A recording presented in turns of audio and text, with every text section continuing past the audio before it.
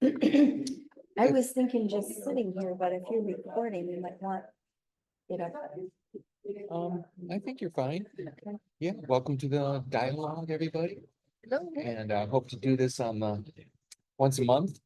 And we might be having some people join us. But today we're going to talk a little bit with Willow Richmond Yes. about some of her experiences. And it's just, I'll let you take it from here, Willow, if you want to tell us a little bit about yourself. Well, um, some of the things that I do, and I've been a reader of tarot and a studier of astrology for 50 years. Probably more of the intuitive gifts and directions than astrology, but I do know some about that. And of course, as you start something like that, it blossoms into other directions, other interests, opens doors to other things. I became a Reiki healer, then a massage therapist, probably about 35 years ago. And so I've been doing that to make a living.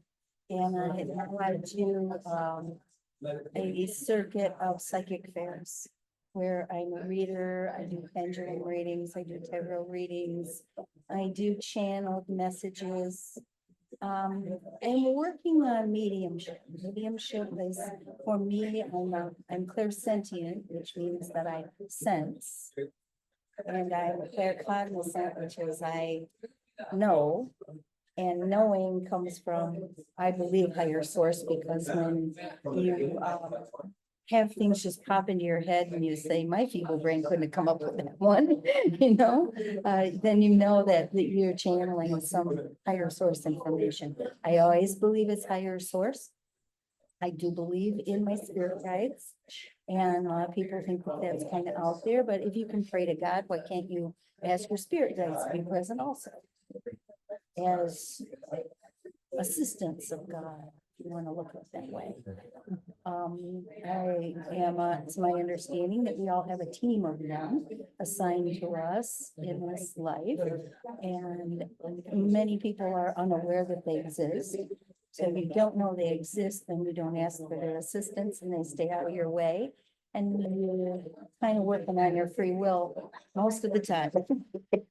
It's always nice to know you got something that has your back. And the energy.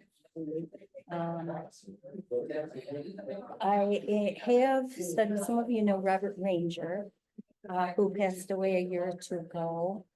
And he was a very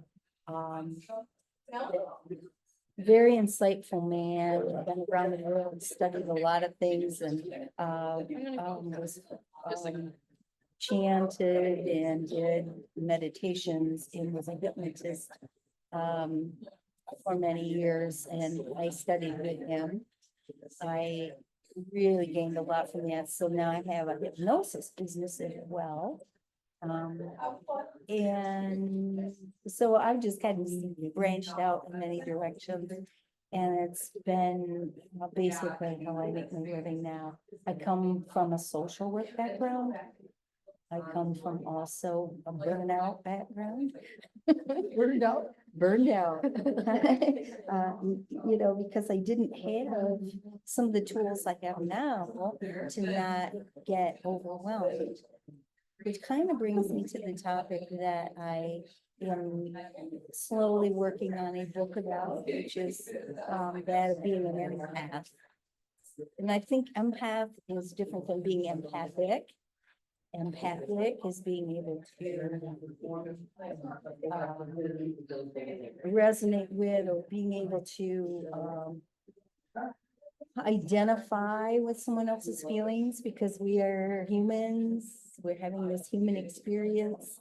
We recognize that other people are too, and something that happens to us can be something that other people can relate to. That's being empathic. And so if you understand where somebody's coming from and you express that, you're being an empathic person. An empath, however, is on more of an energetic level. So if you think about, we're all made of energy, we all have an energetic field, we have an aura, if you wanna think of it that way, or an energy field, that's our energy. If that bumps up against somebody else's, and you happen to be a very open person, whether it's intentional or not, a lot of times it's not. It's just happening, it's just how I am, kind of thing. When you bump into that, and it tends to stick with you throughout the day. And as it sticks with you, you find yourself having mood changes and different kinds of feelings that it's hard to decipher. So I have a little flip chart here that has some of the signs and symptoms of on it. It's amazing to me because often when I do a talk with people, realize that they'll come up to me, people come up to me afterwards and say, I didn't know what was going on with me. And I thought it was all, they feel like life is washing over them and they have no control. And so many people go into hiding because they just don't, so if you see some people that are very reclusive, sometimes they're empaths. And they're trying to protect themselves in the only way they know.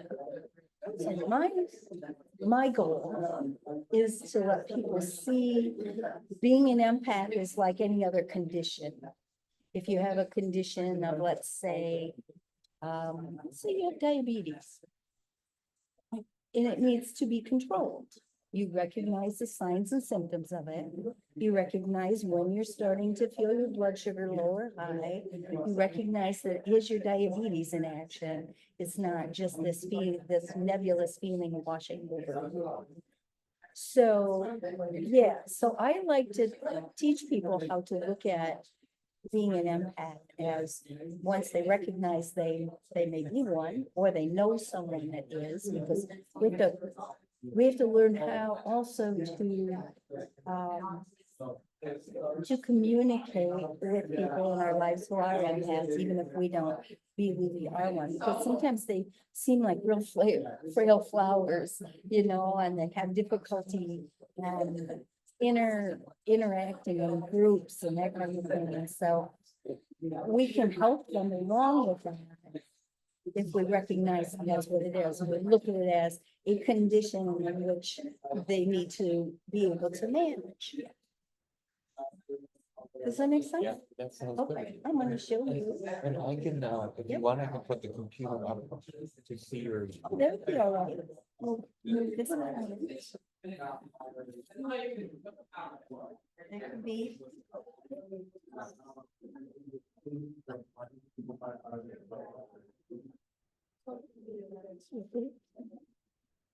So first I'm going to tell you. Okay, you can read that backwards and upside down. Oh, my. Good question. Just tell you what it says. Okay, sounds good. Empaths absorb joys and stresses from their environments like emotional sponges. So if you think of your energy field as being like a sponge, then they lack filters that most people use to protect themselves from excessive stimulation. So they can't help but take in emotions and energies from around them. They have higher sensitivity to sounds, hectic environments, people with very outgoing personalities. That would be today. Usually it's a little quieter than this, but I hope it's manageable for people. And they tend to be very kind-hearted and care about others because they feel so deeply. Yep.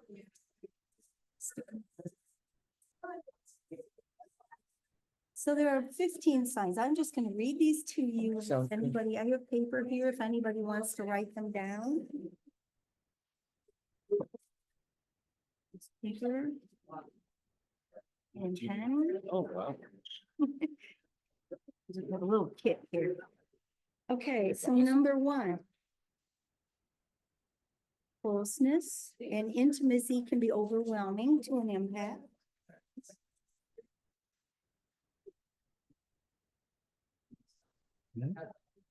These are people that may want lasting relationships, but too much time with another person is overwhelming to them. And they feel sensory overload.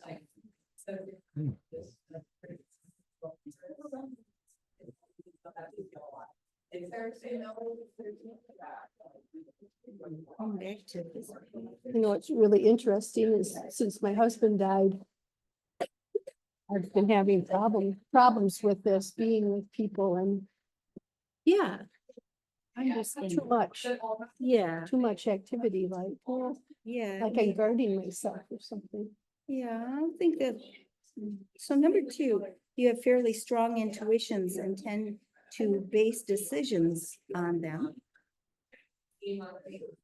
Number three, you take comfort in nature. Now, most people do anyway, but this is kind of a must for the empath. Okay. Four, you're not comfortable in crowds, sometimes to the point of physical illness.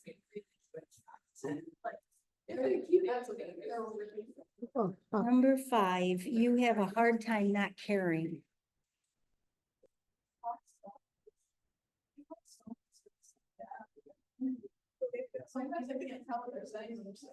Six, people tend to tell you their problems. We're gonna have fun talking about that.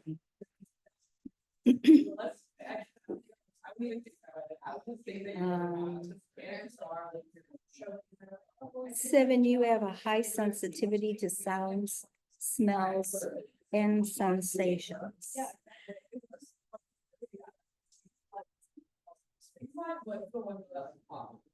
Number eight, you require alone time to recharge. And you feel fatigued easily.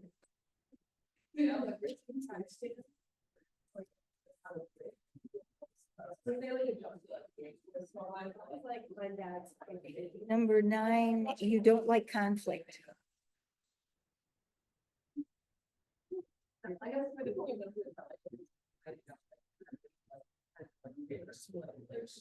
Number 10, you often feel like you don't fit in socially.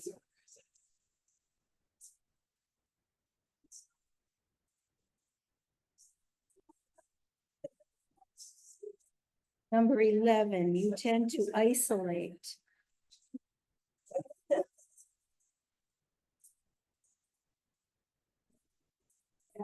Number 12, you have a hard time setting boundaries.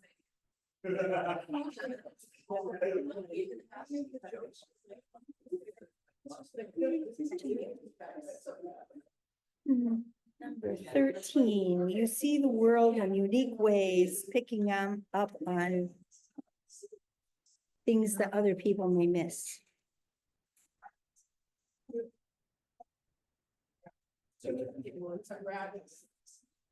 Number 14, sometimes you find it hard to cope with sensory and emotional overload.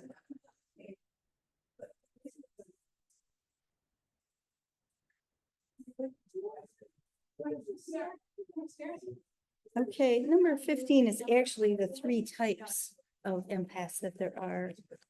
There's the emotional type.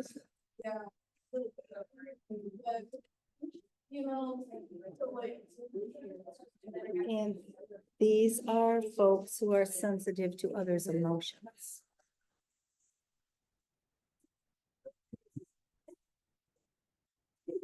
And then the physical type. And those are the folks that are sensitive to others' pains and illnesses. So they pick that up on a physical level.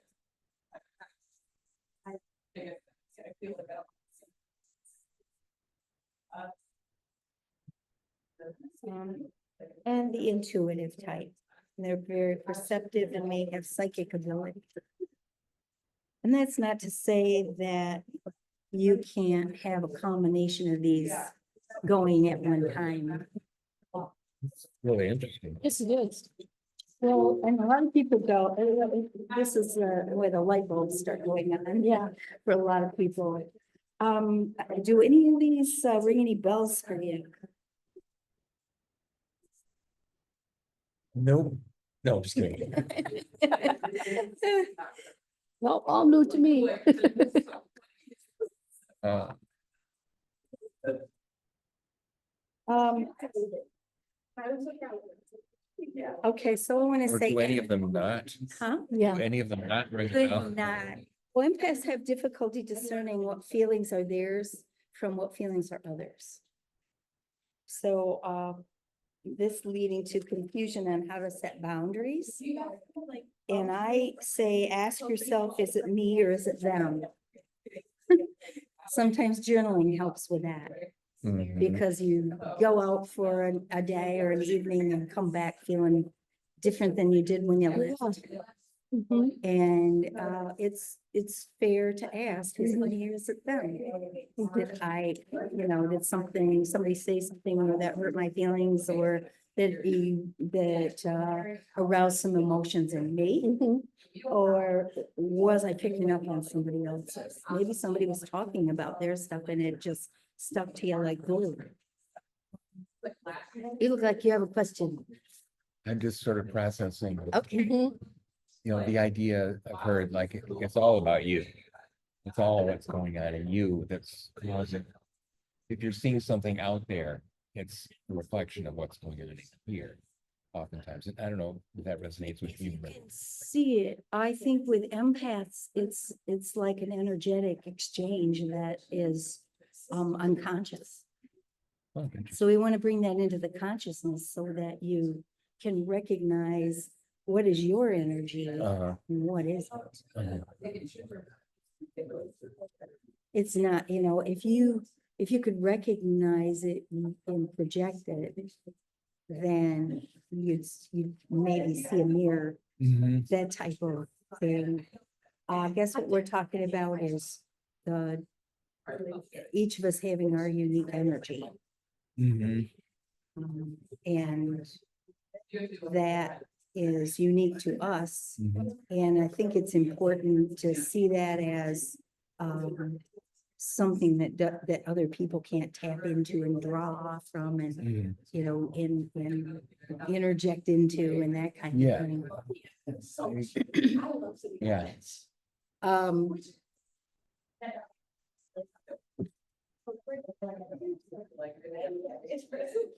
With this having a hard time caring, some people say, well, how you know the difference between that and what they have termed as codependency?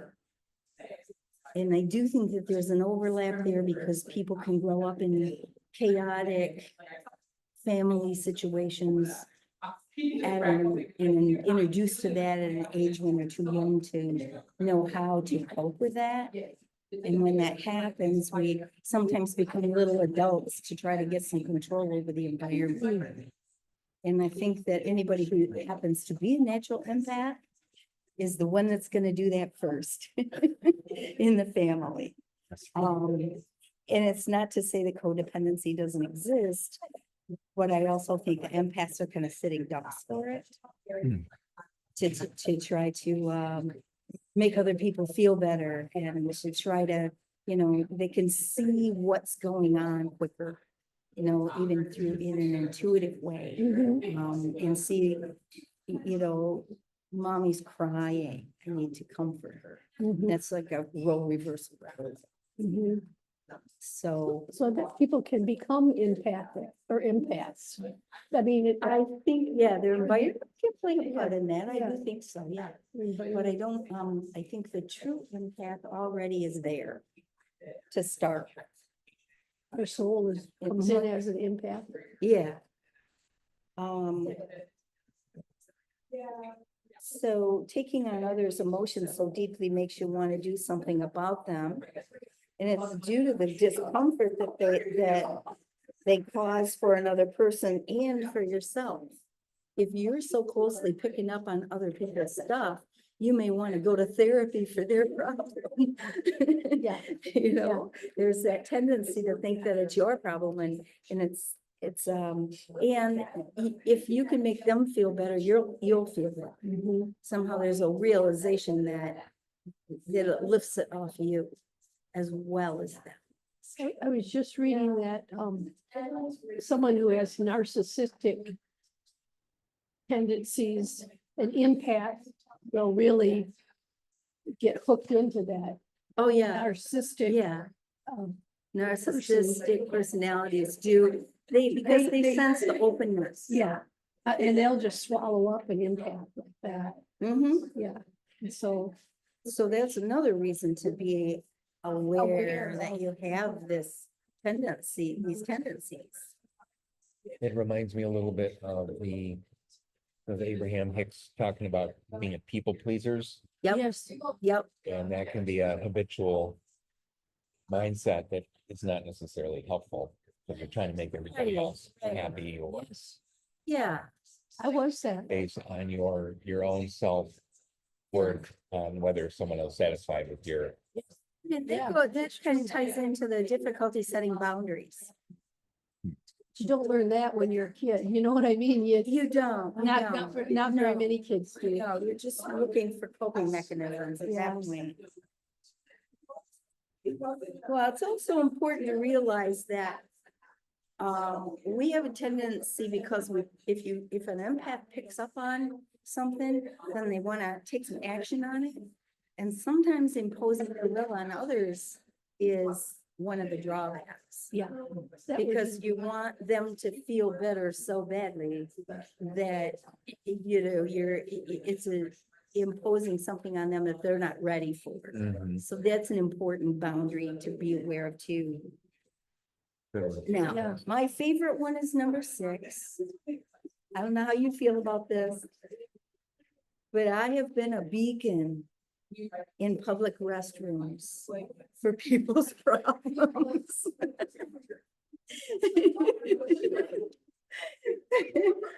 And I've actually done comedy about that. Have you?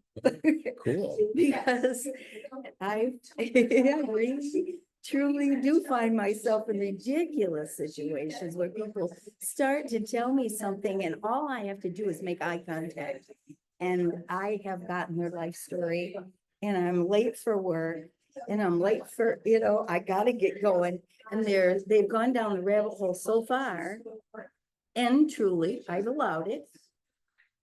I haven't found a graceful way of getting out of those conversations.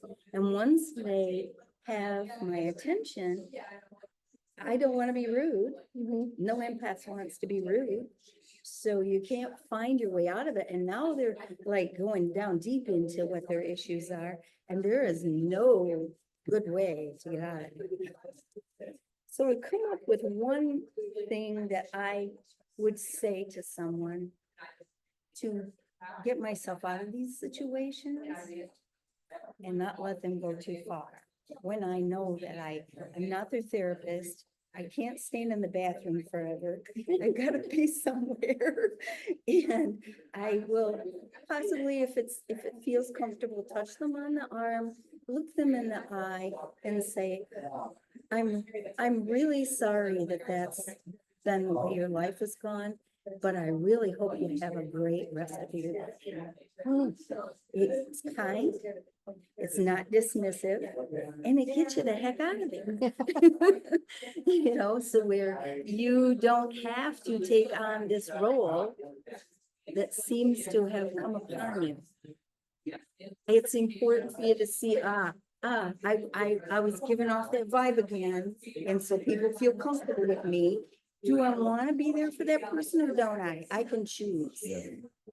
That's how. It's knowing that it's part of your empath personality and knowing when you want to use it and when you don't. I also think that people tend to take advantage of empaths because we're giving people. And giving people get taken advantage of often by people who don't want to do the hard work of their own homework. So I say help if you believe that it is necessary. And ask yourself, are they asking me because they have a want or a need? If you can discern that, that will help you in making the decisions on. Because I do think that sometimes cutting people loose, or I also suggest that people have a list of community resources. Because you don't have to be the be all to everything. Are you comfortable getting a little closer to the screen? Because I think it might pick up a little bit better, Okay, Stand here. or wherever you're comfortable. Okay. now I can move a little closer. And I don't know that this will ever be viewed by anybody, but you're just sharing such great Yeah, information. you are. I do think that with this idea that people tell you their problems, you tend to attract troubled people who then create dependencies on you. And that's a tricky one, because you sometimes have to be tougher than you ever knew how to be. It doesn't come naturally for an empath to use tough love or to be that direct with people. But you have to also own the responsibility that you reacted in such a way that got them hooked on your help. So it's up to you to take care of that, to set the boundaries about it. Also, I think that you can fix them by giving your advice. Yeah, yeah. And that, and there it is that imposing your will because they don't want to be fixed. Yeah. And sometimes they're just on to the next, pardon my term, the next sucker. Yeah. So I mean, I think it's important for you to own your own personal power in these situations too. You don't have to be thrown by the four winds once you recognize what this thing is. You can say, there's another one. Here it comes. Now I'm responding to my empath part now. Do I want to or don't I? Would it be good for me or would it not? How could I help without getting entrenched? Oh, yeah, or letting it affect your energy. Yeah, exactly. Yeah. Carrying it Because with you you. can feel exhausted, you can feel physically ill, you can feel emotionally overwhelmed. And a lot of times people just don't go anywhere. There are people that go so far as to be reclusive because they're afraid to be around other people. Mhm. And that's why I say, get some tools. Get some tools because this should not run your life. You're in charge. Right there, when you feel yourself off kilter or going down a rabbit hole or negative, are there particular reminders you can use to yourself or others to remind them that they can choose their state, or they can? I think once you recognize where you are on this Mhm. list of signs and symptoms, that you can recognize them happening as they come in. Mhm. And so you address them earlier before they get momentum. Exactly, yeah, yeah. Especially the one of people telling you their problems. So you can choose to engage or not. Exactly. And I think one of the things that empaths don't do is put themselves first. And that's, Probably not. it feels conceited, it feels self-centered, it feels uncaring, Yeah. to say no to someone. Egotistical, nobody wants any of those terms to describe them.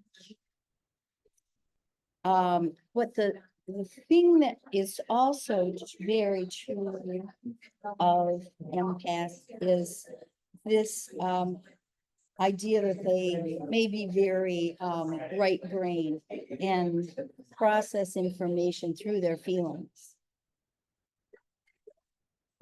And process information through their intuition.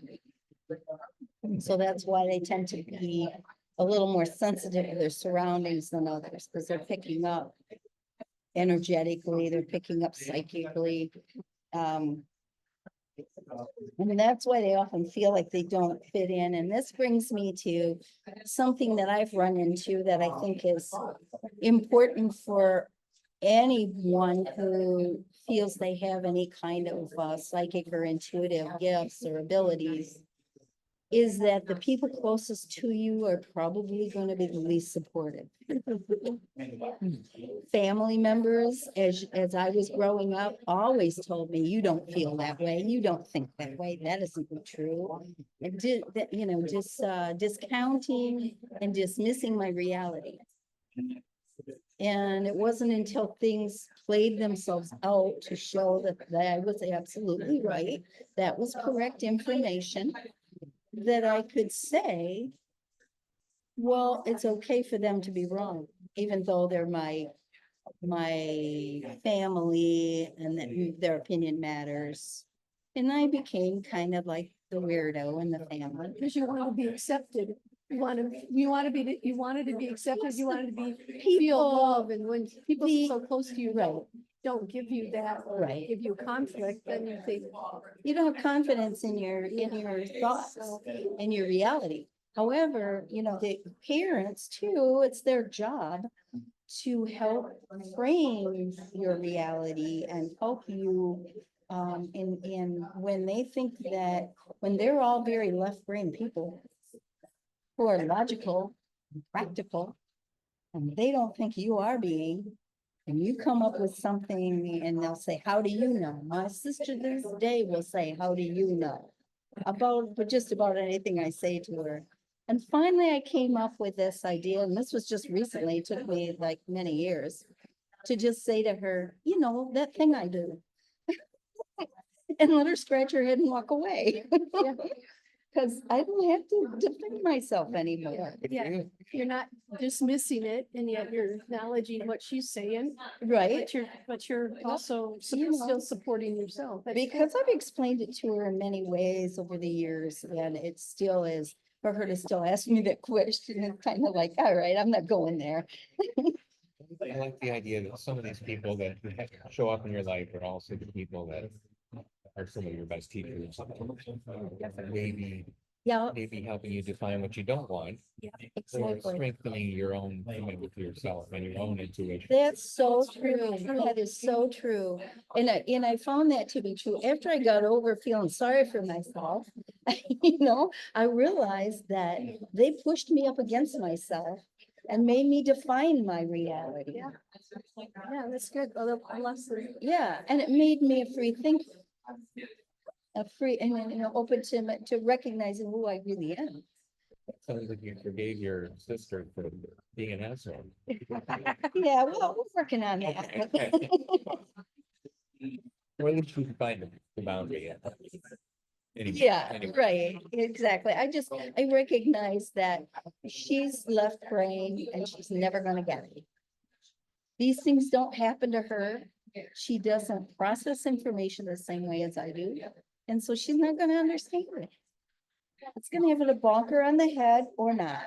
It's just the way it is. You've certainly taken your own intuition in some amazing. You've chosen some amazing paths to express your profession, your interests, and share your gifts. Yeah, and it just has been as I look at the path, this is the path I'm taking now, because I'm gonna try this out, try that out. Because it just, and I follow my intuition and feel where I'm drawn. If I resonate with something, that's what I need to do.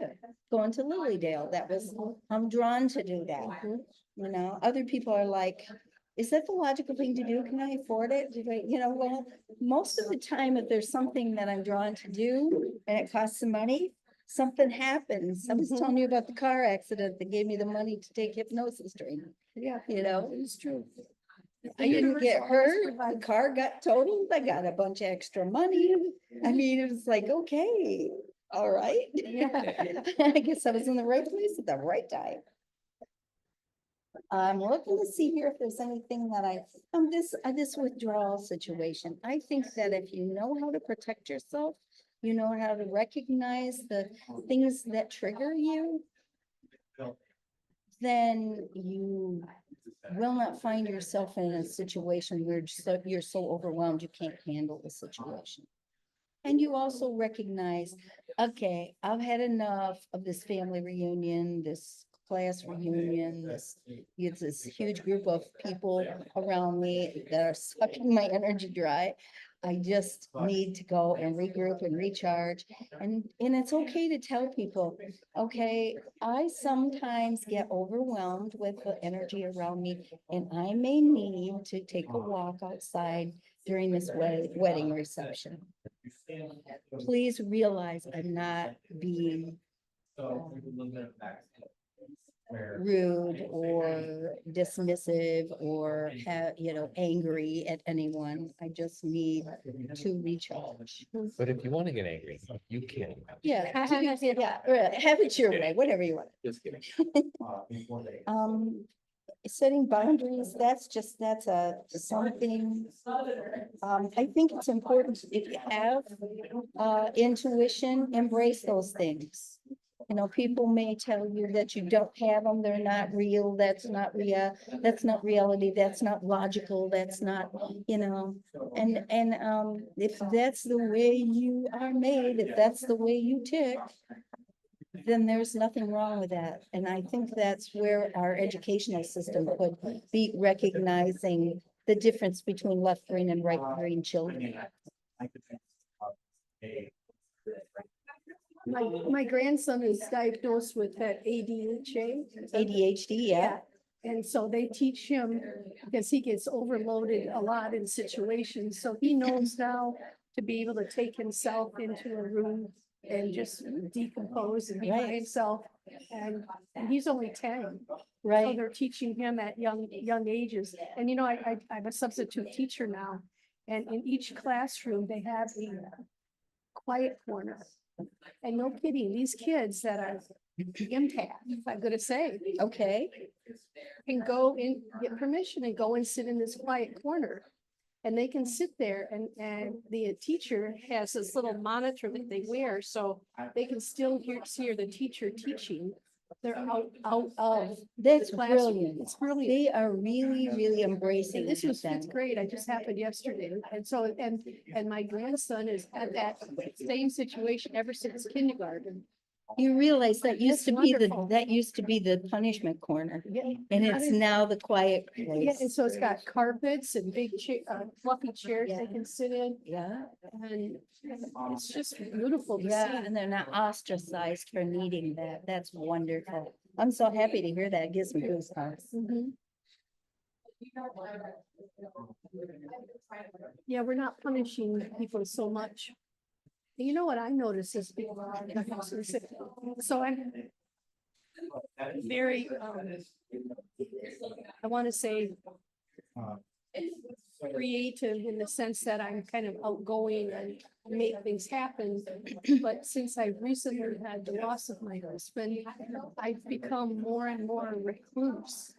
And so now as I enter back into being in the social scene, it's not as comfortable as it used to be. And I'm different. I'm truly different because I'm more guarded with my feelings and myself. And so I was at a garden club meeting on Monday, and I'm usually like, organizing it all, and I could barely do that. And what I noticed is the club was having a hard time because they were used to me taking charge, so to speak. But I just couldn't do that anymore. So I'm shifting and changing.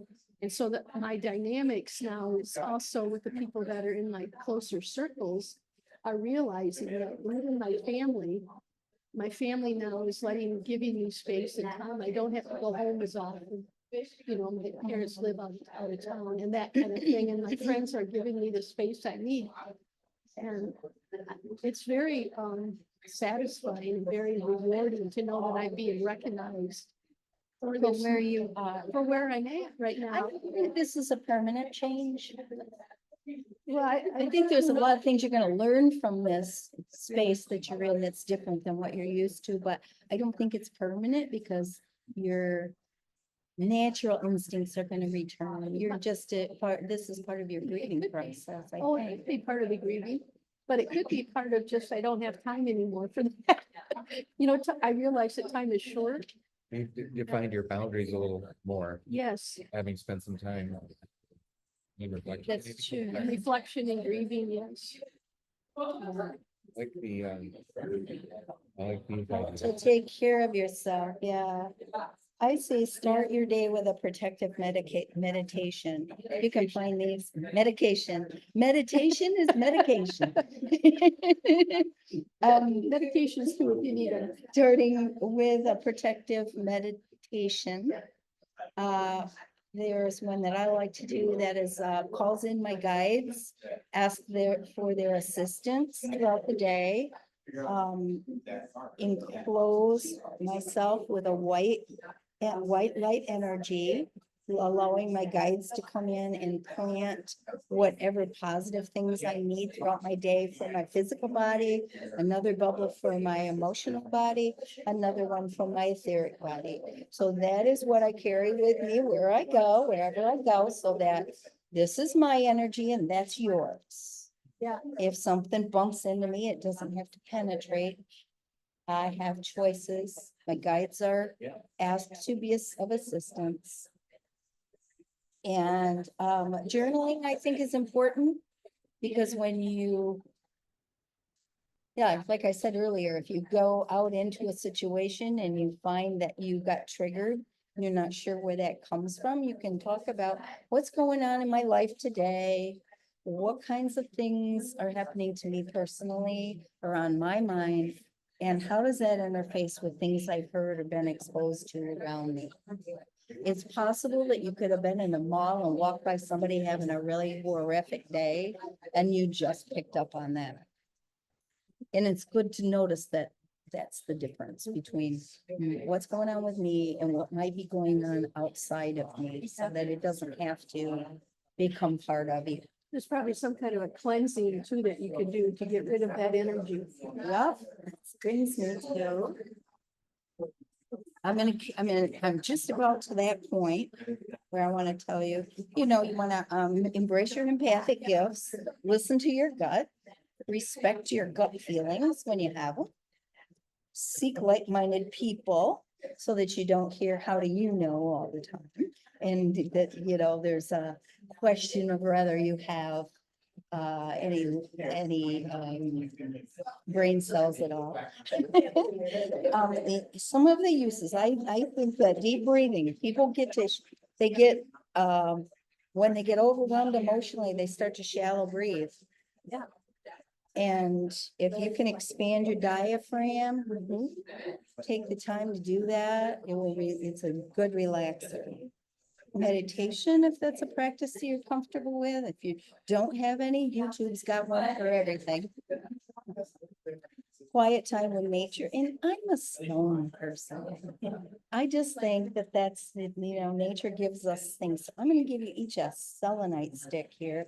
Selenite is something you can't cleanse with water because it disintegrates on you. But I'd like for you to take this and run it maybe an inch or two above your arms and see how that feels to you, if you notice the energy. Yeah.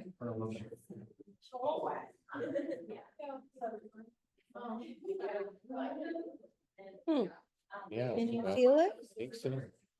What are you affecting your orb? This is a cleansing stone. You can put it with your other stones and it will cleanse them. With your jewelry or anything that's been around. Especially feeling it right here in my hand.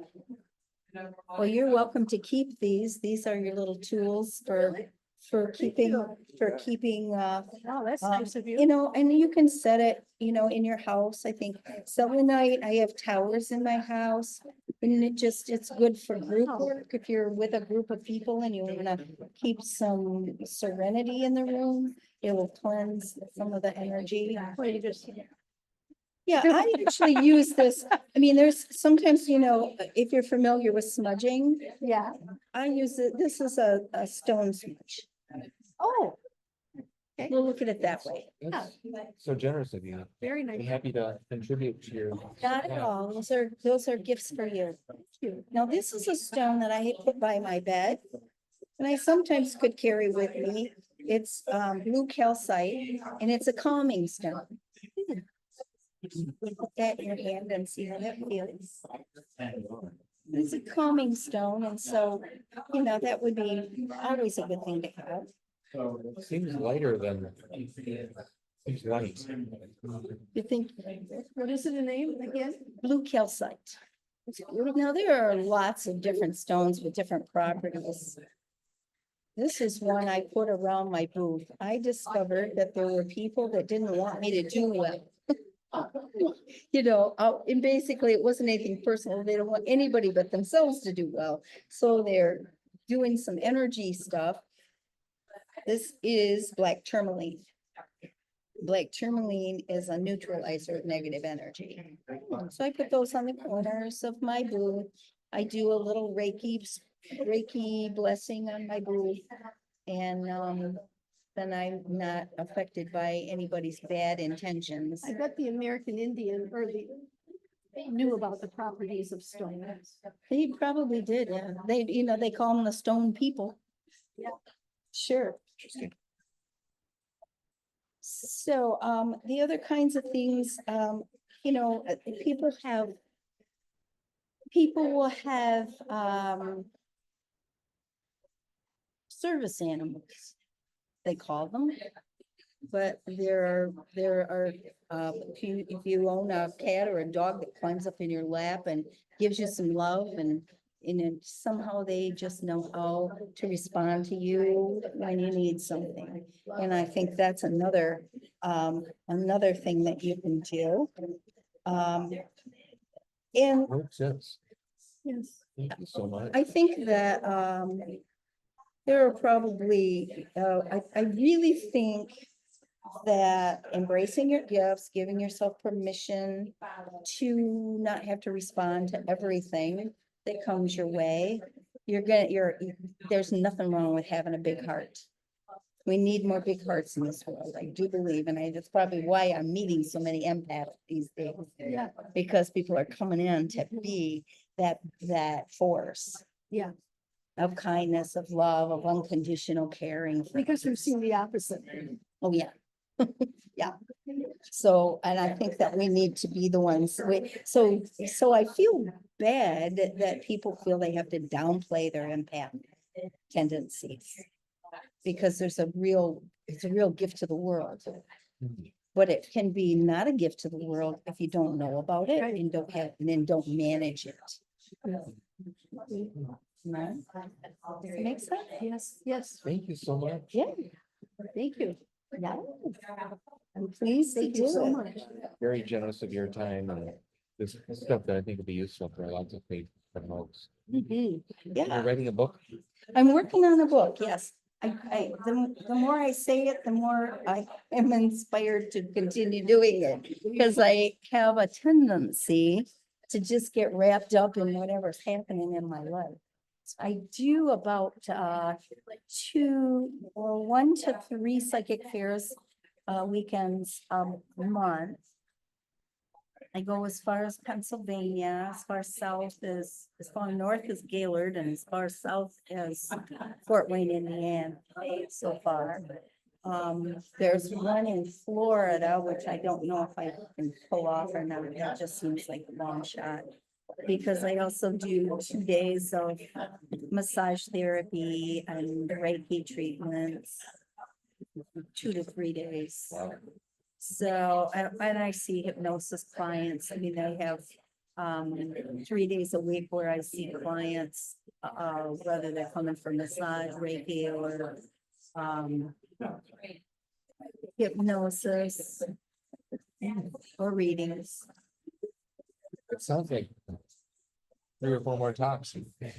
If you, I hope you'll come back. You're welcome to join in anytime. And Mary, of course, Mary will be here next month. Yeah. The second Saturday. The second Saturday, that's your usual. Well, that's sort of a trajectory, but if we need to change it or if there's a better time to change it. Anyway, I'd love to hear more about your hypnosis.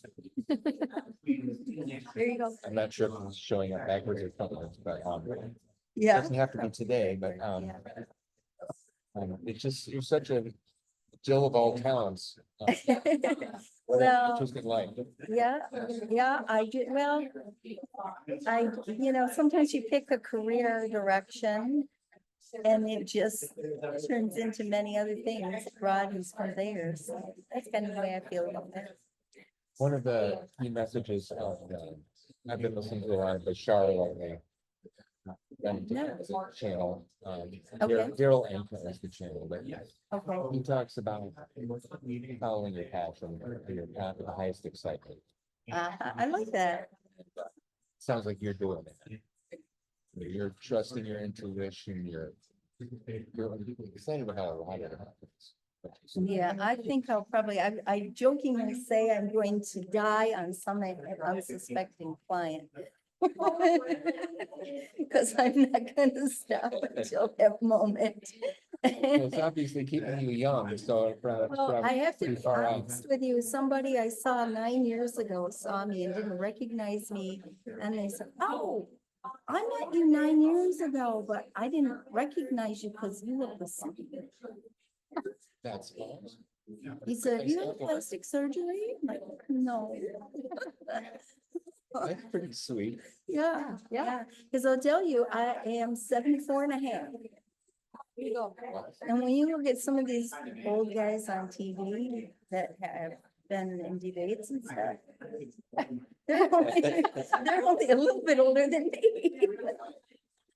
Nicely slid in there. Okay, thank you. Yeah, very generous. I guess, we'll stop the, recording But and